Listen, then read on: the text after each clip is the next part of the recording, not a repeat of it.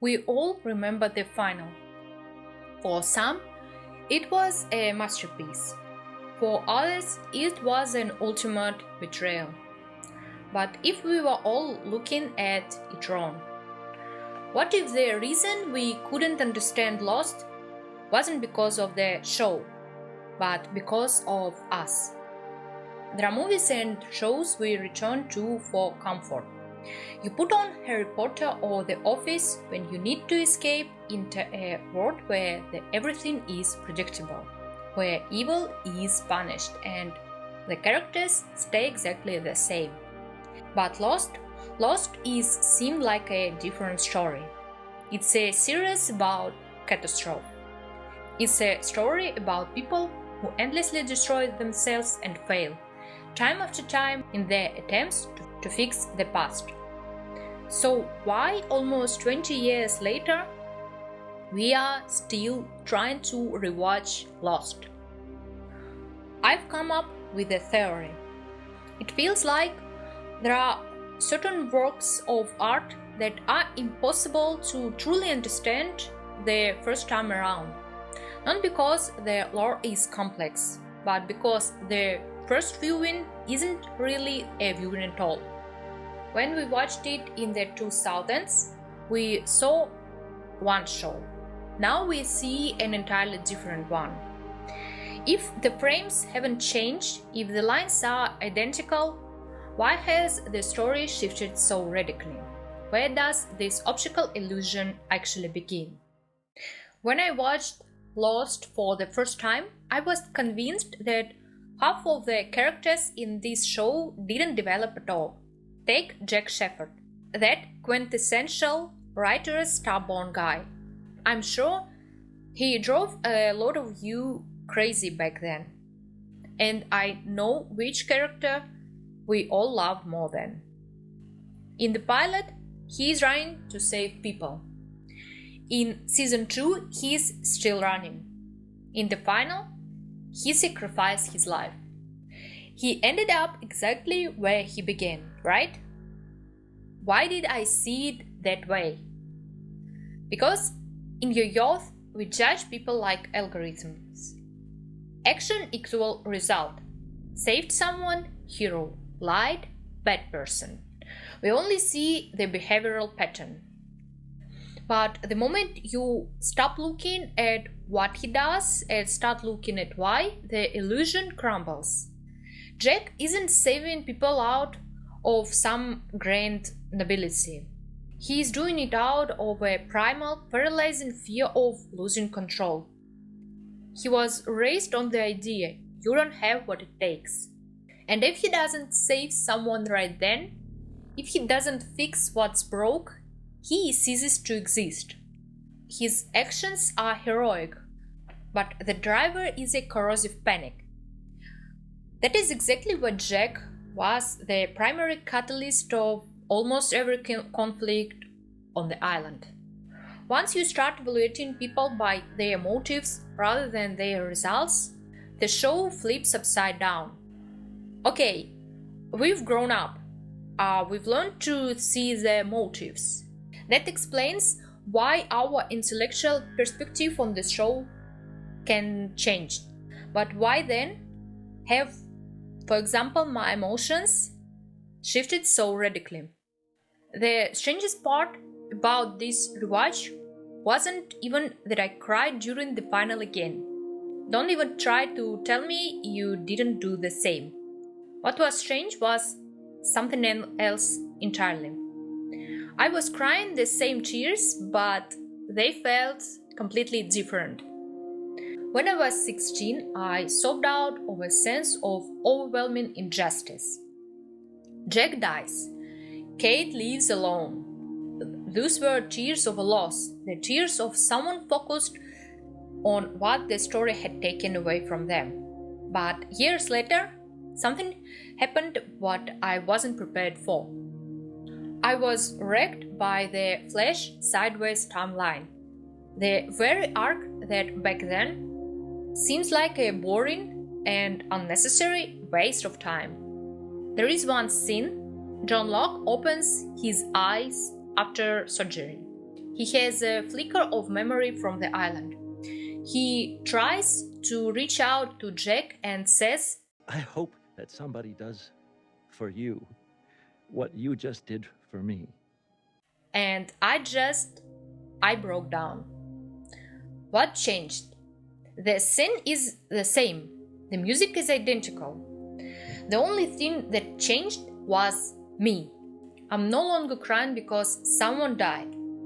I'm crying because two broken people finally saw the reflection of their own pain in each other and gave one another unconditional acceptance.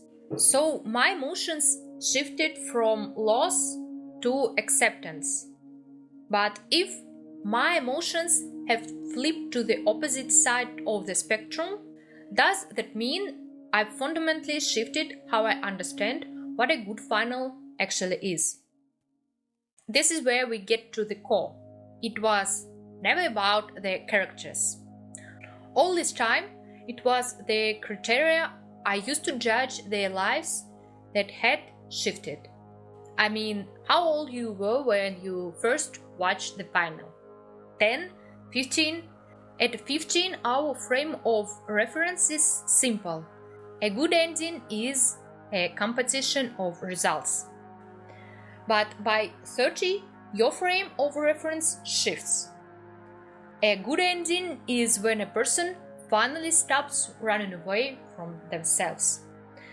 Let's use Jack and Locke as our evidence. I was haunted by one question.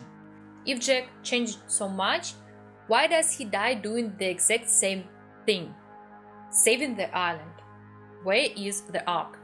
The answer lies in the criterion. In the final, he isn't trying to control everything. He isn't acting out of guilt. He makes a choice and he simply lets go. He sacrificed himself not for his own validation, but for others. To a 16-year-old, he lost because he died. To an adult, he finally won because he found peace. And what about Locke? In my old frame of reference, he was a guru who met a tragic end. But in this new light, he is a man who got all the magical validation he ever craved, yet still couldn't fill the void. He didn't lose to the monster.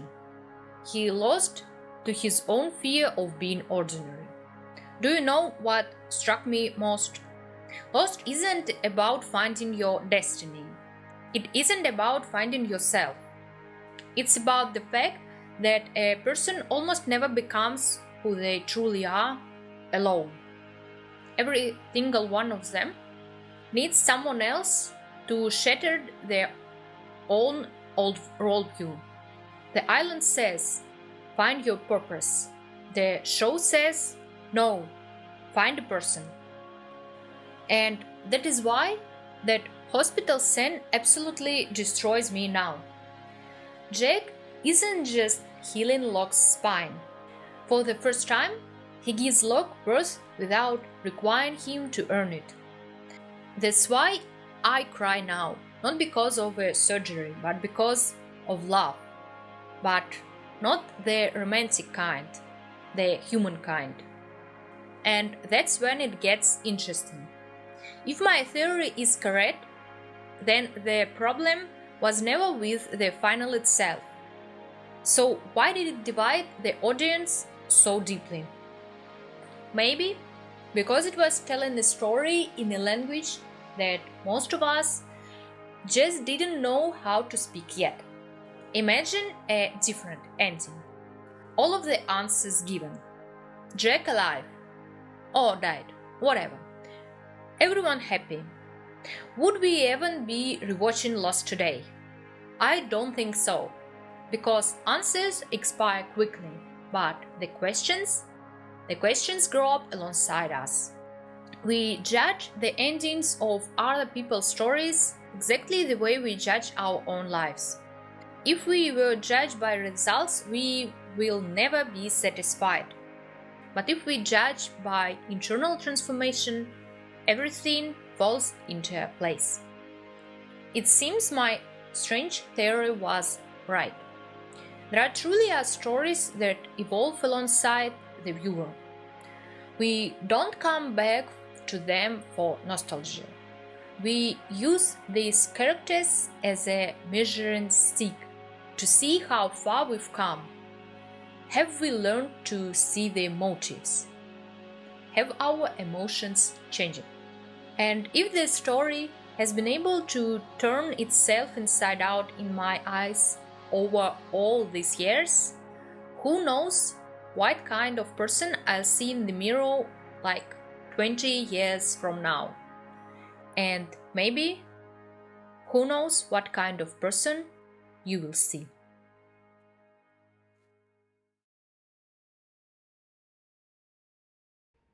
You needed all of them, and they needed you. For what? To remember and to let go.